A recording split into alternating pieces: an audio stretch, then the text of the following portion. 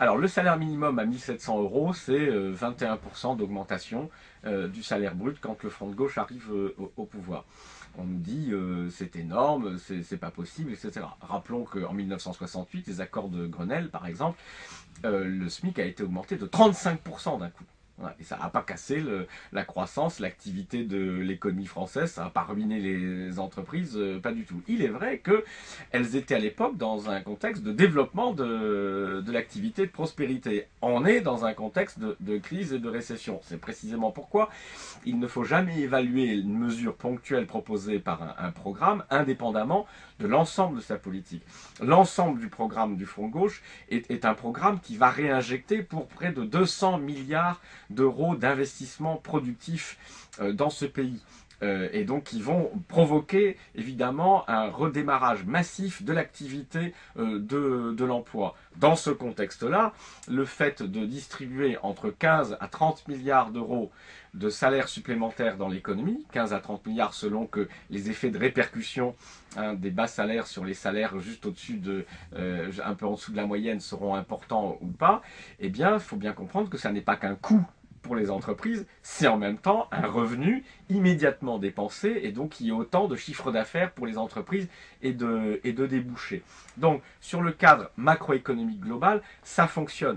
Supporter 20% d'augmentation de salaire dans une économie qui est à nouveau repartie dans un schéma de progrès de l'activité, c'est parfaitement supportable et au contraire même, l'augmentation des salaires favorise ce mouvement. Il y a aujourd'hui tellement d'entreprises qui attendent qu'une chose, c'est que leur carnet de commandes soit plus gonflé. Comment le carnet de commandes va gonfler si on continue à réduire les revenus des gens? Donc c'est en augmentant les revenus qu'on fait repartir la machine. Cela dit, au niveau microéconomique, c'est-à-dire au niveau de l'entreprise particulière, il peut y avoir des difficultés pour les petites et moyennes entreprises. Les petites, vraiment, c'est-à-dire celles qui ont moins de 50 salariés, elles représentent à peu près 60% des salariés au SMIC. Les grandes entreprises n'ont pas de problème. Au-dessus de 500 salariés, on a des entreprises qui ont entre 5% et 10% maximum de leur main-d'œuvre qui est au SMIC. Et donc avoir une augmentation de 20% sur quelque chose qui représente à peine quelques points de 4 ou 5% de leur masse salariale, elles peuvent parfaitement le digérer et en 5 ans, avec les gains de productivité qu'elles réalisent au rythme de 2% par an, elles récupèrent. Donc elles n'ont aucun souci, elles ont les moyens d'assumer, surtout si on est dans une économie qui est à nouveau en état de développement de son activité. En revanche, pour les petites entreprises de moins de 50 salariés, qui occupent l'essentiel des salariés au SMIC, il peut y avoir une difficulté en trésorerie tout simplement, une difficulté de court terme.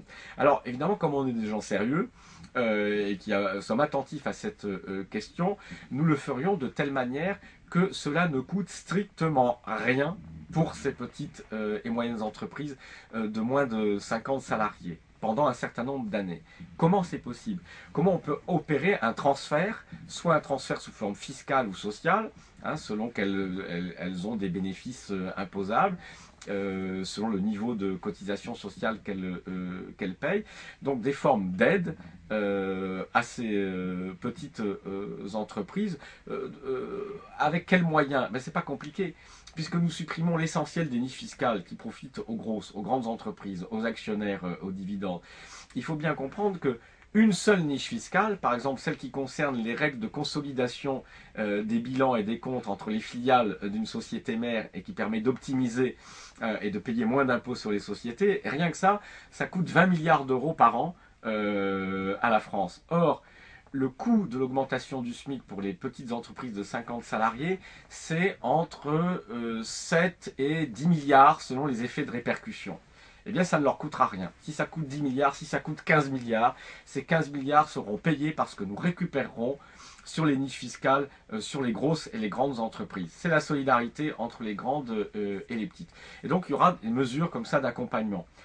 Pas éternel, parce qu'en réalité, même ces petites entreprises, au bout de 50, 6 ans, quand on sera dans une économie avec 3% ou 4% de développement de l'activité et de l'emploi par an, elles ne se poseront plus le problème du salaire. Elles seront en mesure de payer les salaires au niveau normal. Et elles en bénéficieront, parce que le fait d'avoir des salariés mieux payés, plus motivés, moins stressés, moins absents, ça leur fait réaliser des économies considérables.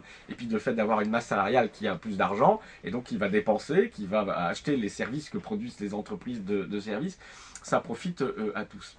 Donc pour les petites et moyennes entreprises, ça ne coûtera rien, il n'y aura vraiment aucune difficulté, donc c'est la raison pour laquelle c'est parfaitement réaliste. Alors quand on nous dit évidemment, mais vous allez renchérir le coût du travail, donc on va être moins compétitif dans la compétition internationale, etc.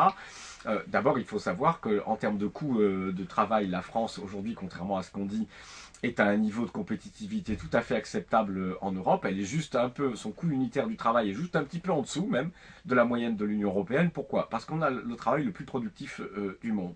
Donc on a des marges. Et puis peu importe, parce que par ailleurs nous mettrons en place des mesures aussi de protection contre la concurrence déloyale, contre le dumping fiscal et environnemental, c'est-à-dire que nous ne sommes pas désarmés également pour nous protéger contre la concurrence déloyale.